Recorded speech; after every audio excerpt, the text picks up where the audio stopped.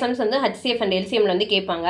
இப்போ வந்து ஒரு 3 நம்பர்ஸ் கொடுத்துருக்காங்க, 8 கொடுத்துருக்காங்க, 12 கொடுத்துருக்காங்க, 16 கொடுத்துருக்காங்க. இதுக்கு LCMும் HCFும் நீங்கள் வந்து கண்டுபிடிக்க போறீங்கன்னா எப்படி வந்து ஃபைன் பண்ணணுன்றதை ஃபஸ்ட்டு பாருங்கள்.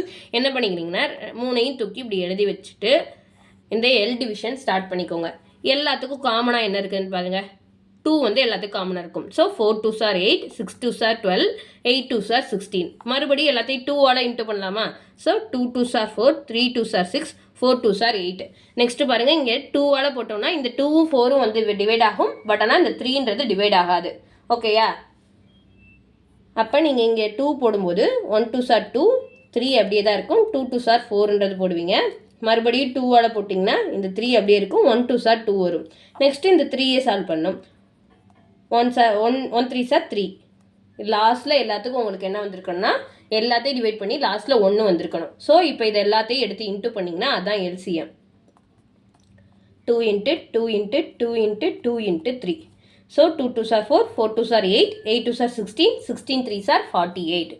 ஸோ இந்த நம்பர்ஸுடைய LCM என்னன்னா 48. ஓகேயா? இதுதான் LCM.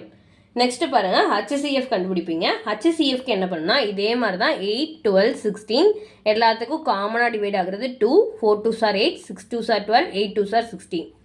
மறுபடியும் 2ஆல் போடுவீங்க. 2 2s are 4, 3 2s are 6, 4 2s are 8.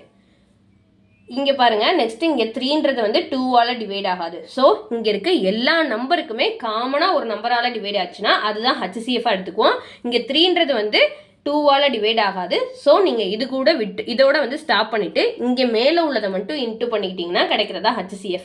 புரியுதா? லாஸ்ட் வரைக்கும் நீங்கள் டிவைட் பண்ணி 1 வரைக்கும் கொண்டு வந்து அதெல்லாத்தையும் இன்ட்டு பண்ணிங்கன்னா LCM. எல்லாத்துக்கும் காமனாக டிவைட் ஆகிற நம்பரோட ஸ்டாப் பண்ணிட்டீங்கன்னா அதுதான் உங்களுக்கு HCF. ஸோ HCFன்றது 2 × 2 4. அப்போ இந்த நம்பருக்கான HCF 4. இதுதான் உங்களுக்கு LCM HCF உடைய கான்செப்ட். அதே மாதிரி ஏதாவது க்யூப்பில் வந்து இப்போ இந்த நம்பர் கூட 8x² y³ z அப்படின்னு கொடுத்துருக்காங்க. 12x⁴ y² கொடுத்துருக்காங்க. நெக்ஸ்ட் 16 x⁴ z² அப்படின்னு கொடுத்துருக்காங்க. இப்போ இதுக்கான LCM கண்டுபிடிங்க அப்படின்னு சொல்லி கேட்டாங்கன்னா நீங்கள் என்ன பண்ணுவீங்கன்னா இந்த நம்பருக்கு தனியாக நம்ம வந்து இது மாதிரி LCM போட்டு இங்கே 48ன்றது நம்மளுக்கு கிடச்சிருச்சு. ஸோ நீங்கள் அதை எடுத்துக்குவீங்க. எடுத்துகிட்டு இங்கே பவரில் பார்க்கும்போது எது ஹையஸ்ட் பவரோ அதை தான் LCM எடுத்துக்குவீங்க.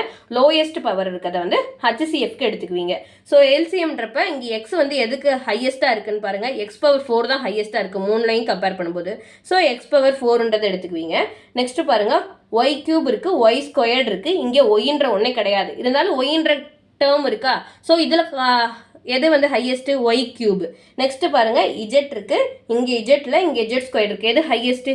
z². ஓகேயா? அதே HCFன்னு எடுக்கும்போது HCF நம்ம வந்து 4ன்றதை ஃபைன் பண்ணியிருக்கோம்.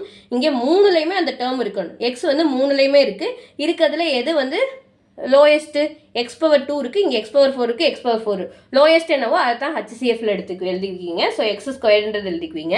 நெக்ஸ்ட்டு y³ இது 2ல இருக்குது, இங்கே இல்லை. ஸோ 1ல் இல்லைனாலும் நம்ம என்ன பண்ணிக்கணும்? HCFன்றது எல்லாத்துக்கும் காமனாக இருக்கணும். அப்போ நீங்கள் அதை விட்டுருவீங்க. நெக்ஸ்ட்டு பாருங்கள், Z இங்கே இருக்குது, இங்கே இருக்குது, இங்கே இல்லை. ஸோ அப்போ Z விட்டுருவீங்க. ஸோ இதுக்கான HCF என்னன்னா 4x².